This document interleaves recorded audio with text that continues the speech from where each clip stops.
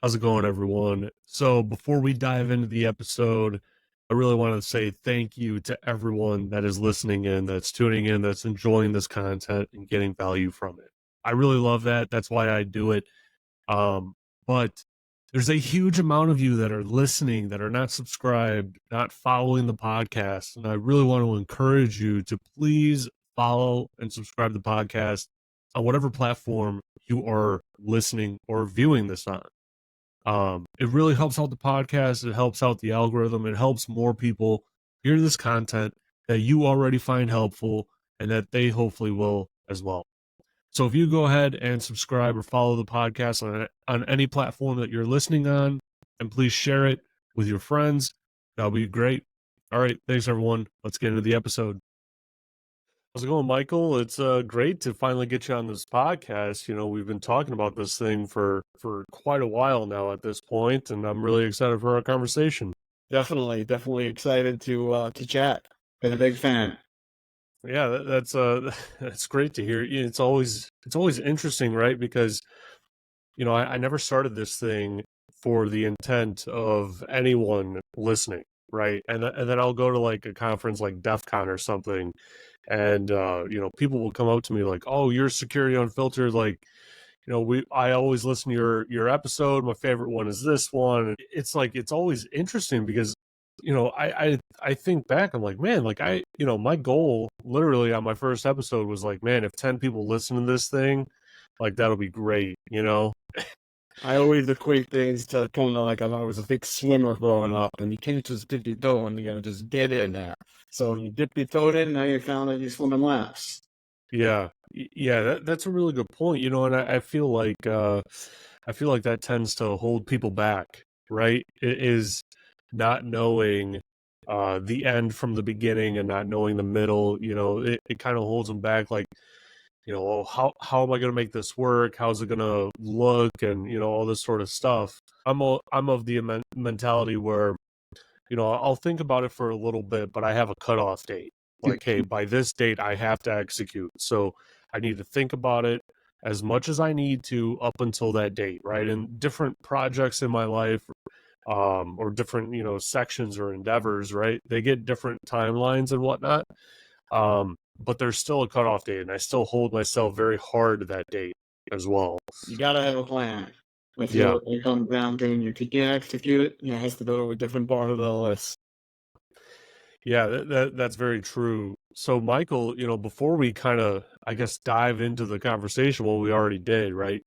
But, why don't you tell my audience, what made you want to get into IT? What made you want to get into security? And the reason why I start everyone there is because it gives everyone a good picture, right, of who you are, where you came from. And it also helps that portion of my audience where maybe they're trying to get into IT, maybe they're trying to get into security for the very first time. And I always found that when I was trying to make that jump, it was helpful to hear someone else that came from a similar background and they did it. And so then I could see, oh, maybe this thing is actually possible. Maybe I should go down this route. No, I agree with you. You got to start off somewhere. So I started in IT in the pre-PC days, not to outdate myself. And it was funny when I was in high school. We had a big computer. I was a math student. Now we used to have to use punch cards. Then 4 or 5 of us got assigned a whole half-year project. And we were figuring, what are we going to do with this? And we kind of learned some basic programming. And we thought it would be fun to go out there and get everyone's telephone number from the school office, feed it into the computer, and have it put out on green paper. Yes, no screens, no interactive. And we'd have green screens or green paper. We figured out, how that telephone number can translate to what would be a dirty word.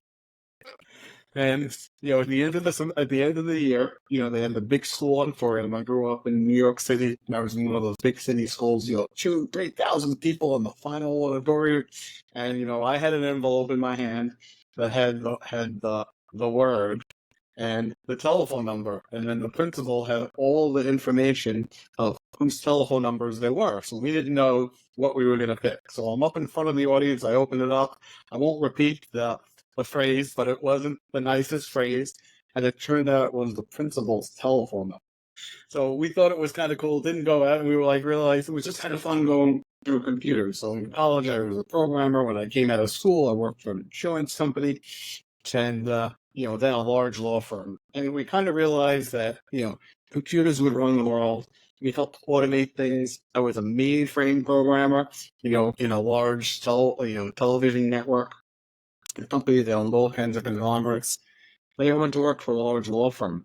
And I remember my first day, on the job, we had probably a $30, $40 million IBM mainframe there.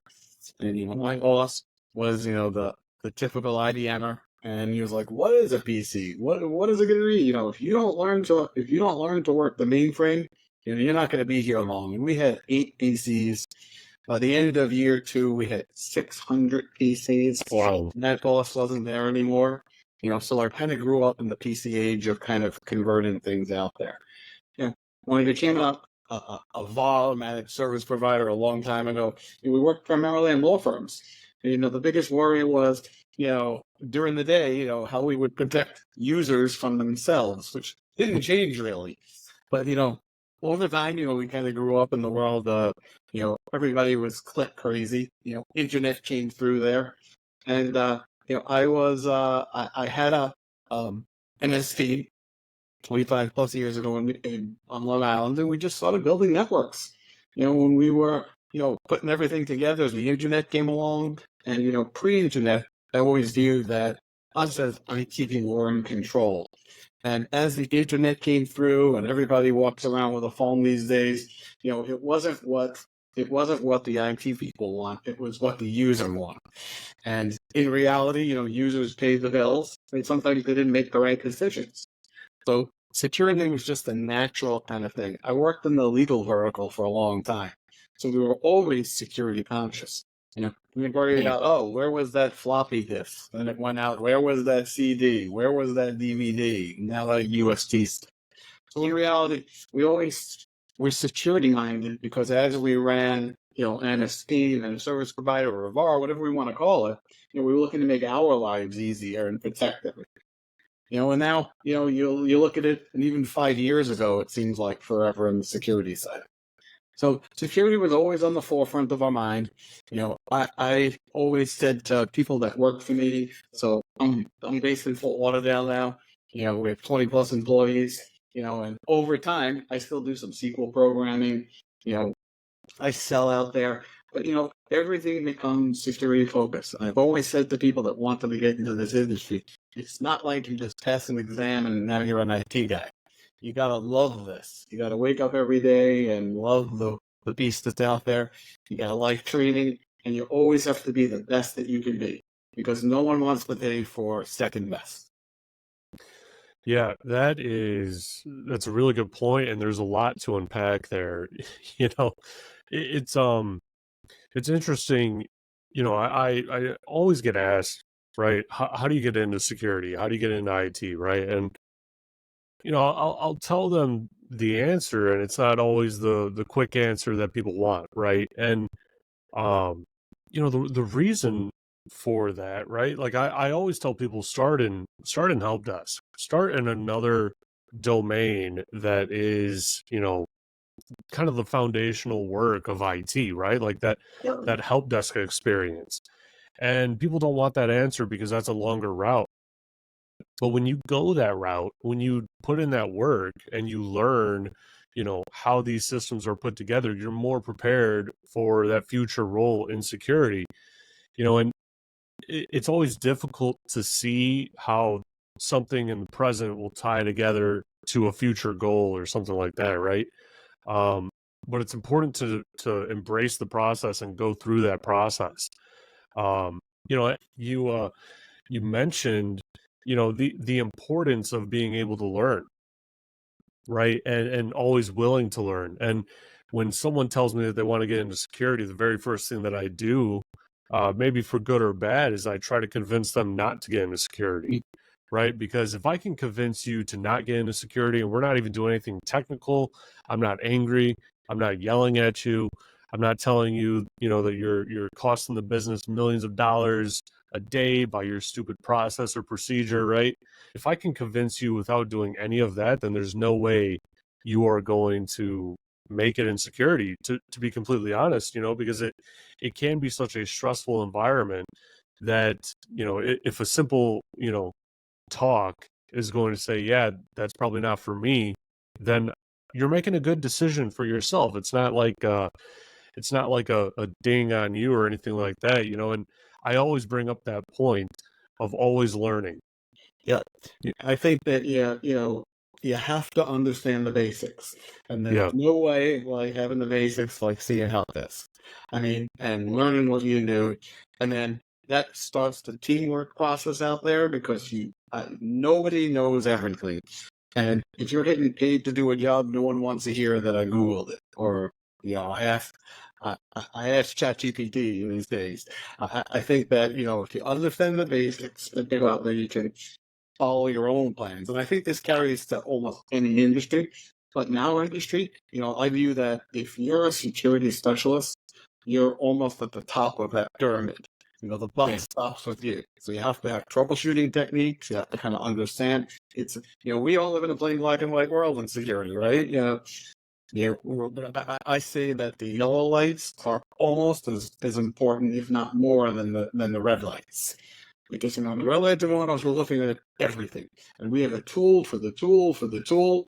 It takes that seasoned professional to be able to go out there, take a breath, look at what's going on and trying to figure out, no, they're not really coming in the front door. Somebody left the garage window open. And I think that having those basics to look around are super important. Yeah, that's a really good point. It's it's man, it's a challenging balance for sure, and I have a friend who always kind of equates the security professional like this, right? He says that you could take almost any security professional and put them in a networking job, put them in a systems engineer job, Linux admin, whatever it is, right? And they will be successful. They will be just as good as the person, that should have been in that role, right? That has that specialty. Just because in security, you need to know the underlying systems. You need to know, right, that on a Linux system, logs are being written to this certain directory. Well, how do I find that out from scratch, right? And how do I change that too? Because some people may want to change that in a very stupid way, and how do I find that out, right? Well, how is everything built in Linux? And, starting from the basics, right? And another key distinction I think that he also makes is, um, security professionals, we're highly paid, but we earn our paycheck maybe 3 times a year. And if it's any more than 3 times a year, you probably don't want to be at that company because there's massive issues going on, right? And like the security professionals, typically it should be viewed as, when everything else is failing, you send them in and you give them the goal of this needs to be fixed, this needs to be resolved, or whatever it is. I don't need to know how you do it. I don't care about how you do it. It just needs to be done, right? And you don't ask this guy any questions. He just goes in there and handles it. And that's actually very true. My current manager at my 9 to 5, like he's from the military and he identified that in me like very early on. And he was telling other managers, other directors and leaders, saying like, "Hey, Joe's like a mercenary, right? We don't ask him how he gets things done. We tell him what needs to get done and he figures out how to best do it." Right? So just get the hell out of his way. What's funny is that I am one of my key employees. We go back over time, been around a while. Remember, one of my key senior level engineers would say to our staff, "Listen, I don't want to hear that I have a problem. I want to hear that we have an opportunity." And in reality, you're right. Someone's coming to you because they have a definitive issue. Let's call it. Maybe we won't call it a problem yet. And it's up to us to gather those pieces of information. I won't say we have it easy in security, right? But we're the holder of the keys to the kingdom, and in reality, we have to figure this out and come back with a plan. I think that's the key. No one wants to come back. Listen, we got 5 more questions. It's the rest of the personal opportunity that you could possibly have on that side of it. So I think it's super important. And listen, we all have to surround ourselves with good people. On my side of the business is vendors. We pick and choose our vendors not based upon how much money it puts in my pocket. It's really the solutions that are out there, the partnership. And in reality, we want those vendors. Like one of our big vendors is Acronis. We utilize a lot of their products and across the board. But I also want to know that they have my back, because as good as you and I joke and say that we are at some point, sometimes we really need to go back to support and hash some of these things out. So I think, relationships are super important, and making sure that we surround ourselves with good people, because it does take a team sometimes, and or else in most of the times in these big things that go on. Yeah, when you're a really small company, um, it's also really critical to not only choose the right vendors and partners, right? But it's also probably very critical to choose the right customers. Like not everyone that will throw money at you should be a customer of yours, right? There's different personalities, there's different temperaments and risk profiles, right? That may or may not be a fit, and that it's an interesting distinction, right? Because everyone if they're paying, it doesn't matter. You just take it on, you just do it. But you know, for someone that has lived through doing that and experiencing that, it's not always the best option. How you started from a technical background, right? How did you translate those skills? Did any of them translate into the business side of running a business and growing it and getting customers and things like that? How did you figure out the other side of it?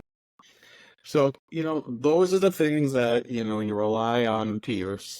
So I will say that I worked for a firm on Long Island for a while. I was a partner in the firm. I was selling and doing tech. I left. I formed another company in place there, and I think someone said to me, it's similar to people who are boaters that are out there and own boats. And the best day is the first day that you get that, and better day is the day that you sell that. And I think it was someone that said to me, when you get that check, and it's your company check, it is one of the greatest things that are out there. But you learn. I had a good set of peers around me. I'm very involved in the industry, and then I also started to evaluate the customer base. So I'm 15 years. I actually can't believe 15 years in this company, and sole owner. But I realized 15 years ago that my buyer was changing. The IT guy wasn't always the IT guy, right? We had other people that are out there, and we adjusted. And we always kind of say that we always have to look a couple of years forward. And it's important to go out there and, you can't just fall down the race anymore life. Other people come along on that side. Hired the right people to go in place there. I realized that, hey, I just can't, everyone knows QuickBooks, but in reality, what do those numbers mean? So I surrounded myself with good people that were out there. And again, listen, there's the pros and cons. Will I hire someone or I can do it myself? And in reality, it needed to be done right. And, same thing with when you mentioned, you pick out the right customers. But sometimes you got to go on your gut feeling. Now, if they're complaining up front, this might not be good. It might not be the right opportunity for us. And then, looking at tech, I'm always trying to stay ahead. I kind of lived through the DOS days to the Windows days to the Novell out to Windows NT, going along those lines. And I always see, it excites me to go out there and see the new tech. I think we're at a new plateau across all industries with AI. And, I always also did view, when I got into security, I remember I got involved early on with InfoGuard and, and meeting those security professionals and realizing someone once said to me, listen, if we have it, the bad guys had it before and they're already used it. And that got me thinking in that always be learning, looking into those pieces, because now we're not just running against the guy that's just dropping a little virus on a USB stick. We're well past that on some of these infiltrations. And I have to be the best that I can be. And that includes, re-engineering what we offer, how we offer it, how we run the business, and what we're going to stake, our name on. because being I'm in South Florida, and small community that's out there, some of the verticals, when you go out there and you're known in your area, you gotta have all positive. There's always going to be a couple of negatives. So I think that I always ran the business, and I said, you know, I treat customers and I try to treat them how I want to be treated. And no one's above, no one's above treating people the right way. Hmm. Yeah, that's a great point that I think is often missed amongst some leaders. Maybe not, leaders publicly, right, in the industry or whatnot, but leaders in the company and whatnot. Um, you know, why don't we talk about the importance of potentially even, qualifying the opinion that you get of other people? It could be peers, it could be, someone that's beyond you in your career or whatnot, or people that are not even in the industry, right? And the reason why I want to bring that up is because, when I formed my LLC, right, that this whole podcast world kind of rolls up under. I mean, I didn't have a project, I didn't have a gig or anything like that, right? I didn't even think about the podcast at the time. It literally was not on the radar. Um, and I still had people telling me, what value are you going to actually bring? Right? What's the value? Why would someone give you money, right? Why would anyone do that? And you really think that you're going to provide more value than, Optiv or these other, 1,000-pound gorillas that are in the arena and whatnot. I had a lot of critics, and one of the things that I had to learn how to do is to qualify the opinion, right? And I like the people, right? I'm still friends with them to this day, and they they don't like to admit that they were wrong, to some extent, right? But you have to qualify where it's coming from. At least in my experience, did this person do it? Did they do this before, and are they coming at this, from a view of experience, or are they coming at it from a view of I've never done it and it wouldn't work for me, so it probably won't work for you, or something like that. And it's important to go through that, because you have to be able to kind of stand your ground and say, well, if it doesn't work, it doesn't work. At the end of the day, it's on me if it works or not. And I'll take that bet on myself. I'll take that risk on myself every single day. I think it definitely is important. In my prior company, we have offices in um, New York City, Washington, D.C., Raleigh, and Miami. And as we started doing different things in different areas, I learned on early that what might have worked in Washington, D.C. definitely didn't work in Raleigh. It might definitely not work in Miami. I learned those pieces. And it cycles back to this because where that opinion's coming from, hey, what's your market like? Like, where are you in the world? What size is your audience or your company that you're dealing with, your customer? Because it's important. Someone that runs a large, $100 million company, their view is much different than a small company that goes out there. So I like to get the opinions, and then I definitely weed it out and start thinking about it. And then lots of times I'll go back for a second taste. So I equate a lot of things to food and carbs. You and I might eat in the same restaurant 2 different days in the same week, and you might have had a terrible experience, but I might have had a really good experience. So I'm usually, a two-striker kind of thing. If I didn't have a good meal, I might go back a second time because maybe it was an off night. And I gave you that in all the opinions. If you gave me something that said it might not have worked, I might have looked around for a second or third opinion. I might have come back to you, hey, listen, my life to make sure that I have all the facts, how it will affect me, and I'll just, whatever you call your name, rank, and serial number, it's the same kind of thing. Where are you? What's your background? And maybe, that person wasn't an entrepreneur. So can you imagine all the things that we've witnessed, over our lifetimes where you're like, oh my God, how did this guy actually do that? Everyone said he was wrong. And boom, just believed in it. So I think if we believe in ourselves on that end of it, we can only learn by doing. Yeah, that's a great point. And it's interesting, you equate it to like going to a bad restaurant or something like that, or having a bad experience overall. Like I found having, kind of like a test group, right, that I run new ideas by. And it's a myriad of people from different backgrounds, different experiences. Some are far more negative than others. Some are way more positive than others. And I'm trying to find that, that middle ground, right? But I need to hear all sides. I need to hear Yeah. why this person thinks it's not going to work. And I mean, he'll really go into detail. He'll give you stats and everything. All of that's great, right? Like I need that part of it, but then I also need the optimistic person that is saying, "Oh, it'll work." You can break the trend and things like that, right?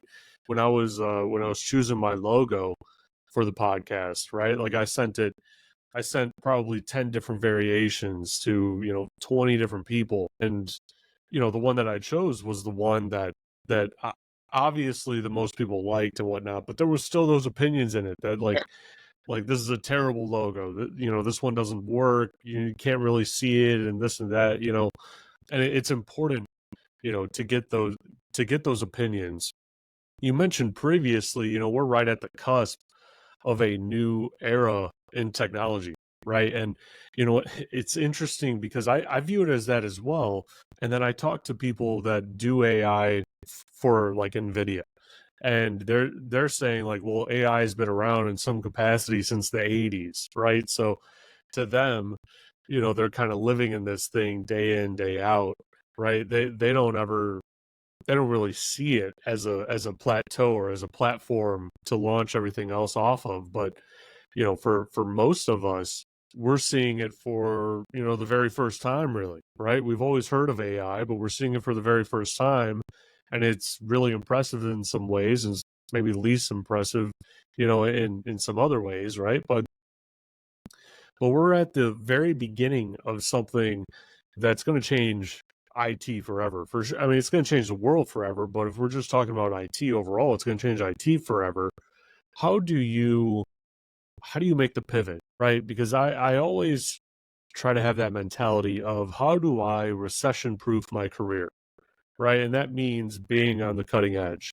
That means always looking for that next challenge and tackling it, getting that specialty in it, and going forward, right? So how do you make that pivot into AI?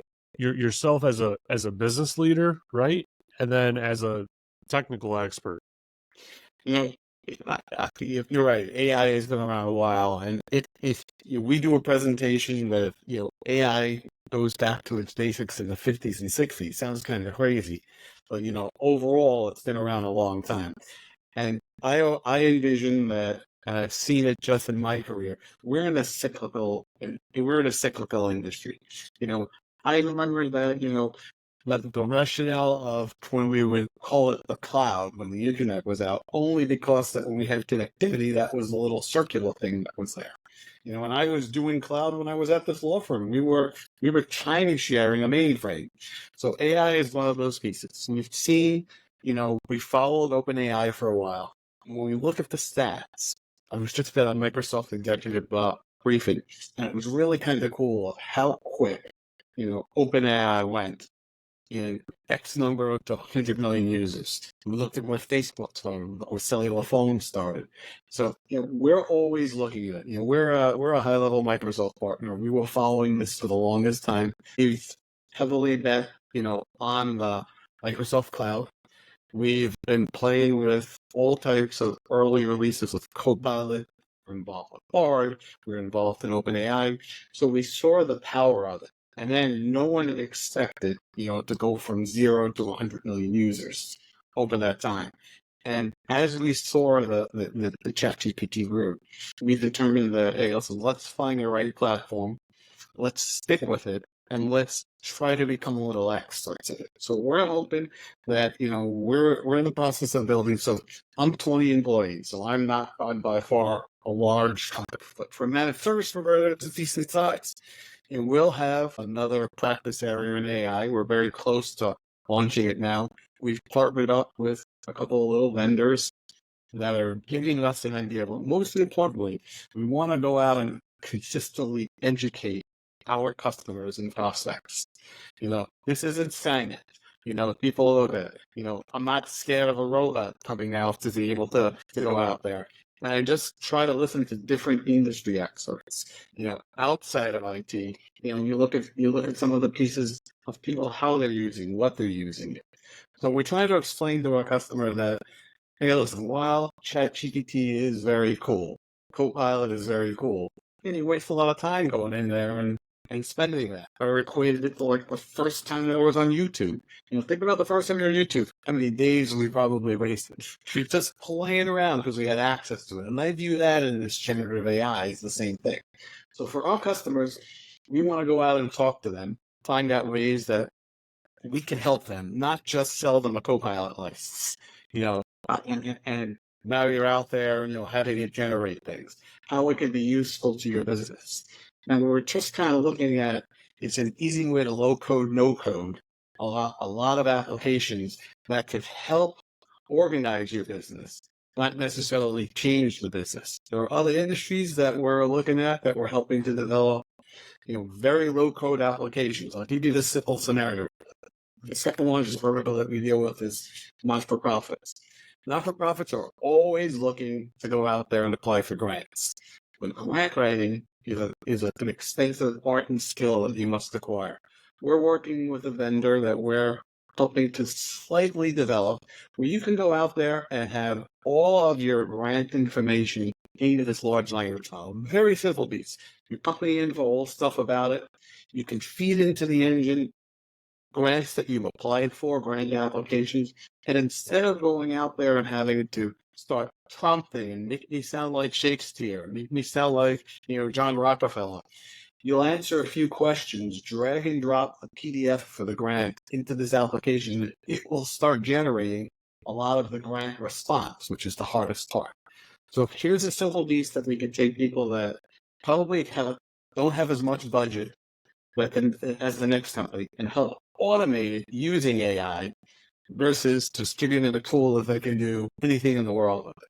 So I use those examples of how we can kind of teach people what AI truly is, ways that they can go out and use it. And it's like, do you need it? Why do you need it? Do you have a budget for it? And how can it help your company? Because there's no sense in spending, thousands of dollars developing something that maybe will save you 5 minutes. Yeah, it's really interesting to see how useful, these AI tools are becoming. When, we spent so long not really having easy access to that sort of technology, right? And now it's so easy to have the access. It's fascinating to me to see how people are going to start using it more and more.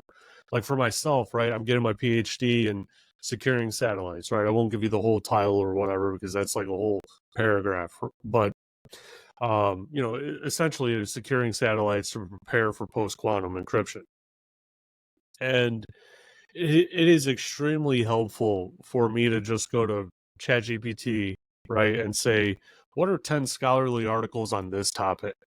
Give me the top ones, right? And then give me the opposing views, right? Rather than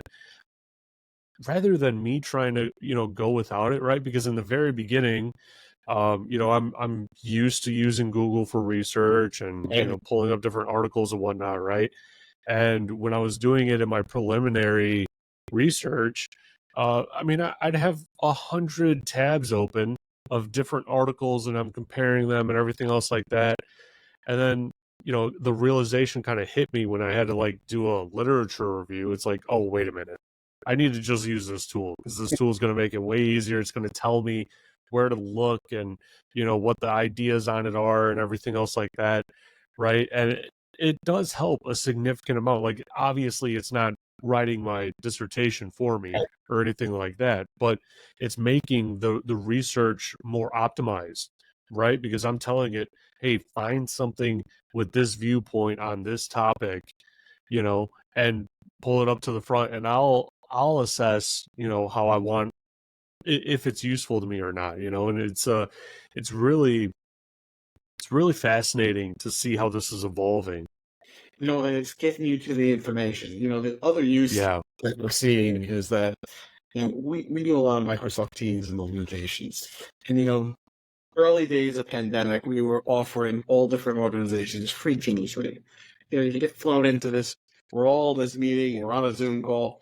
But, now we see with Copilot and in Teams, we're actually retraining our client on how to conduct a proper meeting and having it recognize my voice as opposed to my face on there. So, or, we all do this. It's scheduled at 1 o'clock. You're running 10 minutes late. You're into that meeting. You don't know what you missed. Simple thing. Show me what I missed. Summarize the meeting. Or, there's lots of times where I just can't make a meeting and nobody wants to go through, an hour transcript. Show me any time where my name was mentioned. Show me the to-dos. So I'm thinking of productivity things that doesn't take much. So we're reorganizing our meetings. If Mike's not at the meeting, say, hey, listen, remember to ask Michael Goldstein to do this. And try and do that so that when that person misses that meeting for whatever reason, it's just a smart transcript.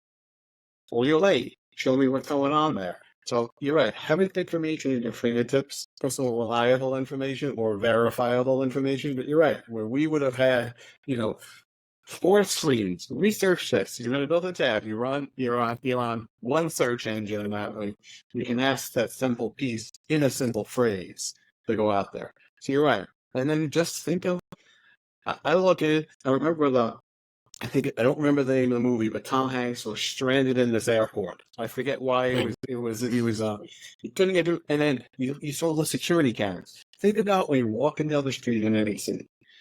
There's not enough eyes or hands anymore to monitor that. So now we're relying on something to fine tune us. So it would be kind of, it is kind of cool that, hey, there's a rattling in the fence. All the cameras go out and alert someone. So we've been utilizing this, so it's kind of cool that we can rely on it.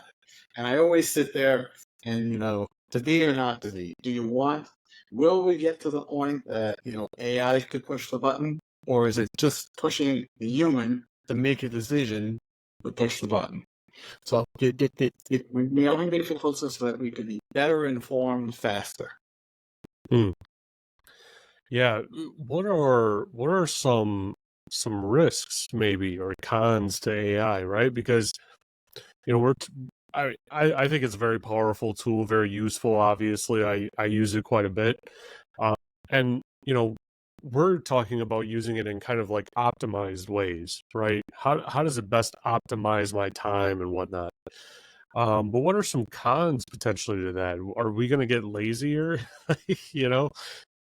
I think we're already at that stage, right? I'll just sit there and say I used to joke that, I don't know my kids' telephone numbers because it's speed dial. Now I'm not even speed dialing. I'm asking one of those, engines to do it. So I think that's it, but I think it's verifiable data. I think in the early days, let's say, 18 months ago, people would be in a hurry. They'd ask the engine something and swear that data was true. So I think that this information that's out there, making sure, again, it never pushes both stops. So I kind of say when you're using Copilot and it gives you an answer, it gives you kind of like a footnote. Most people won't get it fully, so you know where the data is coming from. So I think the misinformation that's out there, obviously, I hope we come up with some standards for, art or graphic generated by AI, so that we can see that we're seeing this already in the deep fakes. It becomes easier for guys to utilize these tools for bad. But I think the biggest threat is laziness or misinformation. And it only takes one of those. One of my friends showed me an application called GPT-0, a paid app where you could possibly go out there, take a paper, take something, feed it into it, because as humans, we can never be as perfect as the AI generated text, right? We're all over the place sometimes. I need to say that something is definitively generated by AI, but it gives you a percentage of where it might be that you were a human doing this versus a machine doing that, so that people can make that. So you're right. People will go out there, and now we have to talk to it. We have to say, hey, whenever our engine is. I don't want my phone to go off when they say the word, but I think we really have to get back to basics on some of these things, and we are starting to see this, in the U.S. People talking about, the young ones that are addicted to, their phones and asking the questions, or what's the tip, or using their mind to go out there. And lastly, I think that the part that we're also missing in a certain generation is really customer service communication. It's not all about the text. It's not all about, maybe having Bart or Copilot write me the email. We have to communicate some way outside of the electronics age. So I hope that, people do go back to basics. And, when we talked about, when you started off early about getting to help desk and starting a help desk, we have to be able to communicate. Help desk is the perfect example of, I'm calling you for something, you have to service me on that side of it. And I think that I'm hoping that, we get back to having more customer service and not just the quick, I want a chatbot. I do want to dial 1-800 and speak to a human sometimes because I have a problem. And the chatbot's asking me too many questions. And maybe the most frustrating thing that I go through is when I deal with some bot, when I pick up the phone and I dial a number, right? And now I have to answer 50 questions to get to the right place when I know exactly where I need to go already. And if someone else would have just picked up the phone, it would have been a 2-second thing.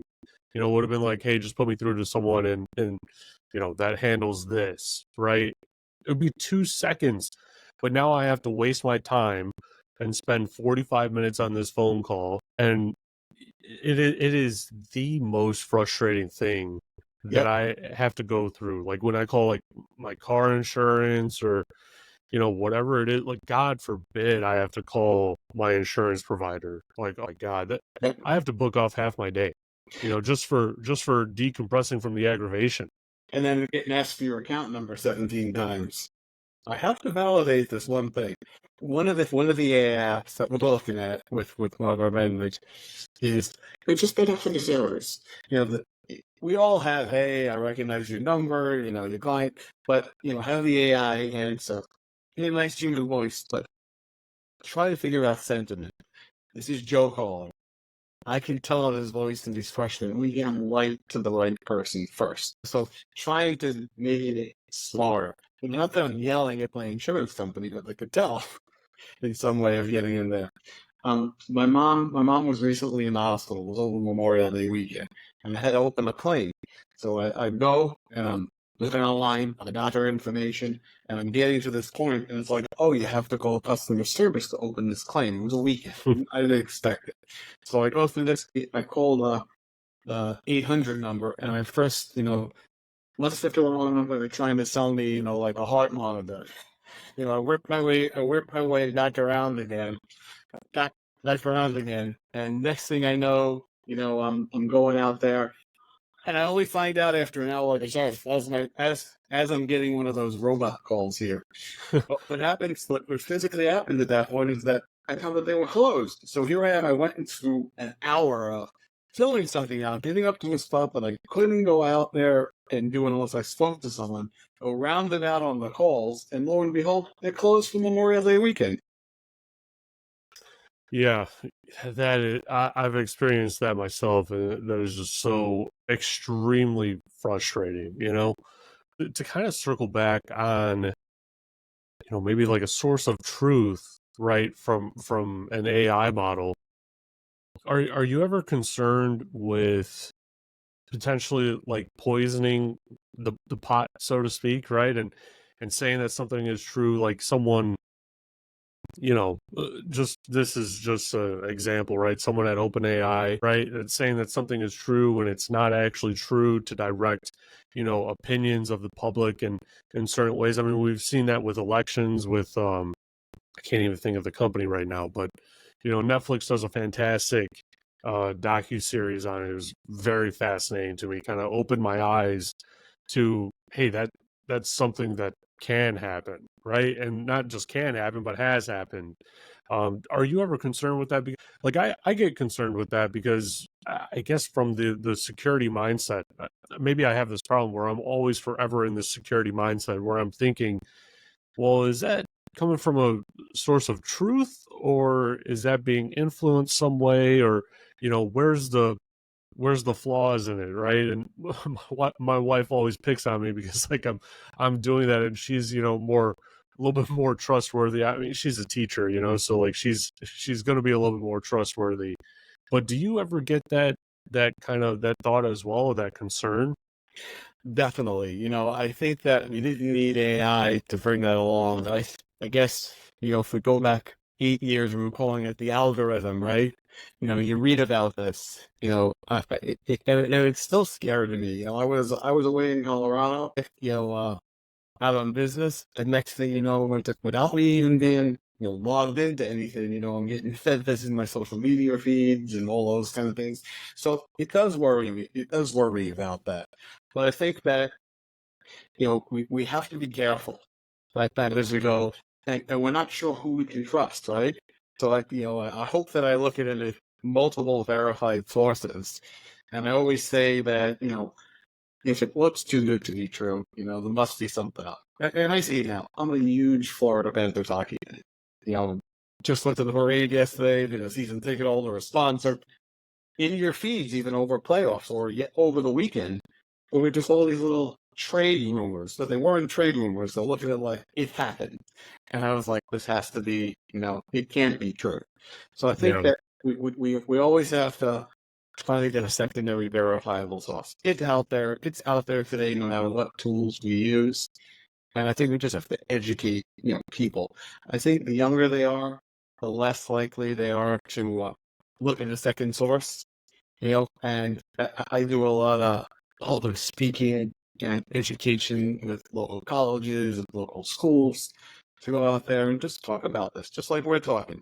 You can't just believe because it came on that app feed, and then you're going to tell someone else, and when you post it, that's the old game of, telephone that you go out there. You have to be sure. And we're trying to convince them that just because it came on what you thought was the trusted source feed, if it doesn't make sense, you got to look elsewhere, and you can't spread it.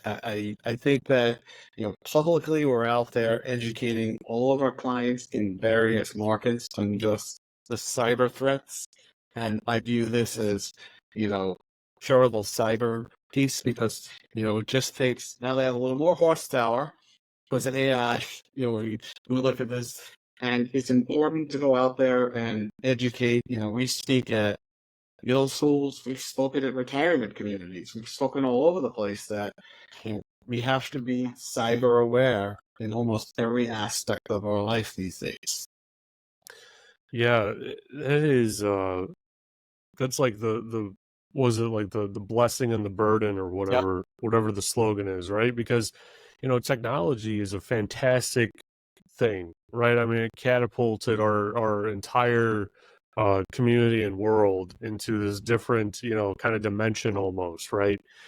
And it helps millions of people every single day, billions of people every single day. But we're at this point where it's like you can't just trust, what you're seeing, on Google. You can't just trust whatever you're seeing on your feed, right?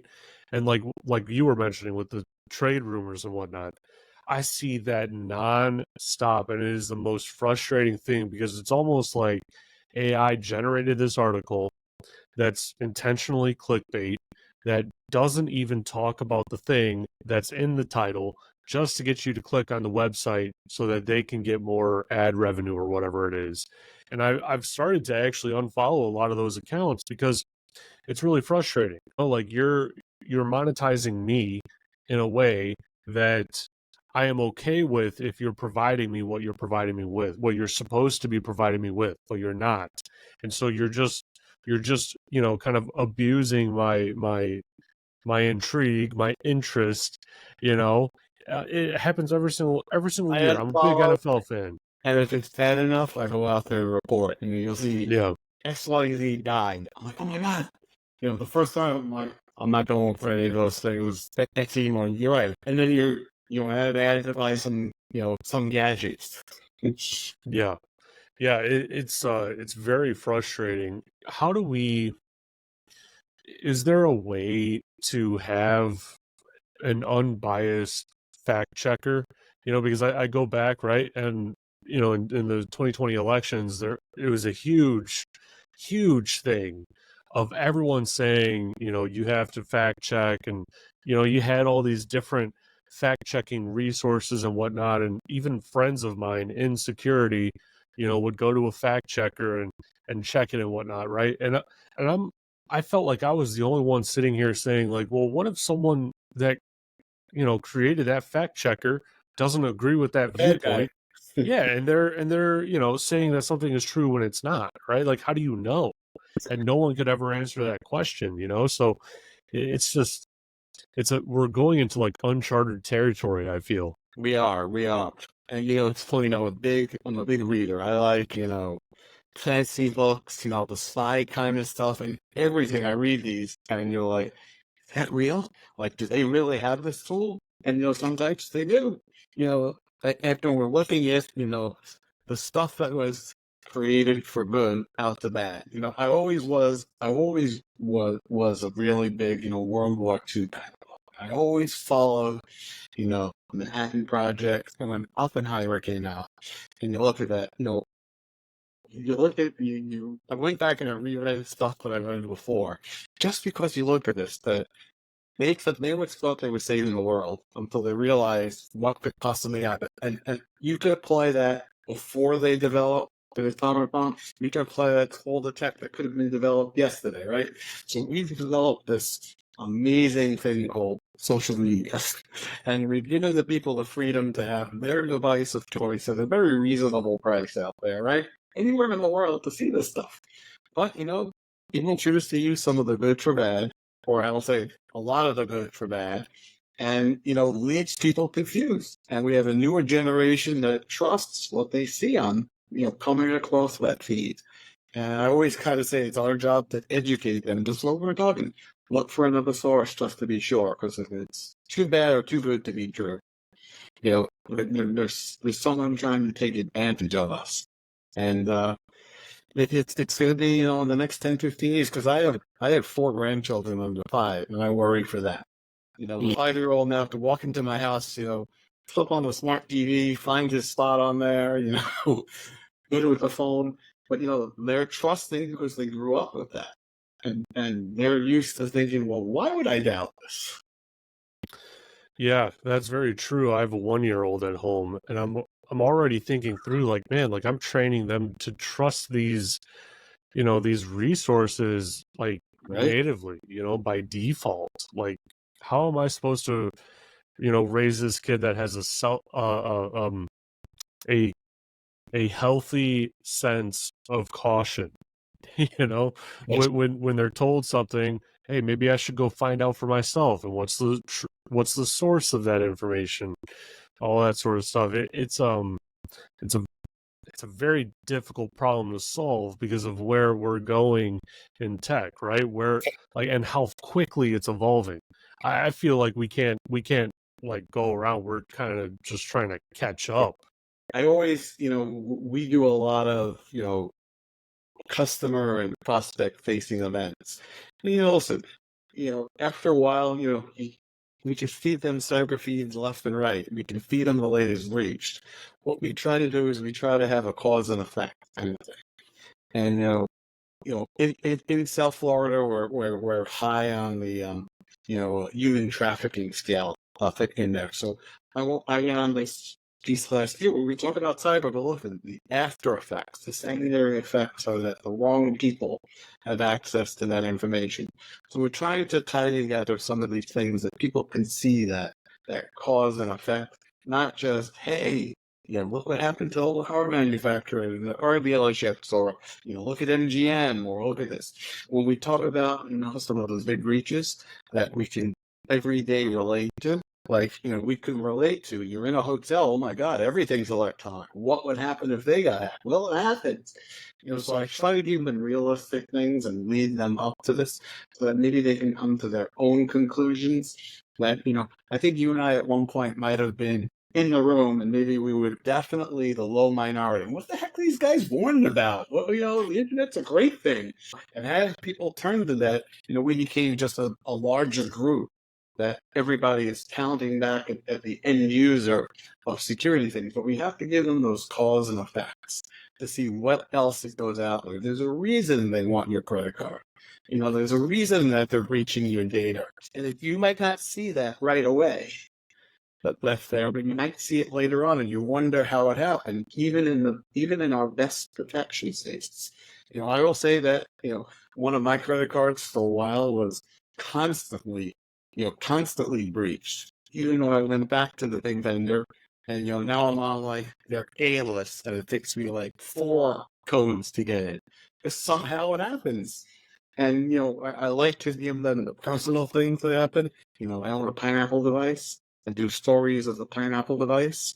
Just to show them that, hey, I don't even turn it on anymore. It's so scary of what the data that you can get. So I want to give them realistic things that they possibly relate to, and kind of white out to protect the users or not bash a company that's out there. Basically, we do more of those realistic things to show them what could potentially happen and how one simple thing or 2 simple things can better protect you so that the bad guys go to the next guy. Or point out, not that you're left or right, but, that and that each other. There's no way that could be possibly true.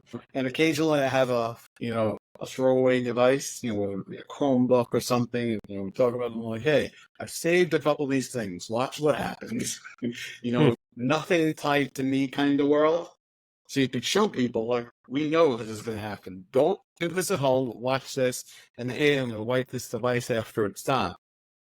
Just to give them things. So we're very much into realistic kind of scenarios, and stories, and pictures, and it's there's no cure for stupid, right? Right. Yeah. Well, Michael, this has been a fantastic conversation. And I we went down so many different rabbit holes and whatnot. I accidentally didn't even bring up what your company is. We talked about it, but not really what it is. So before I let you go, how about you tell my audience where they could find you if they wanted to reach out to you, and where they could find your company if they wanted to learn more.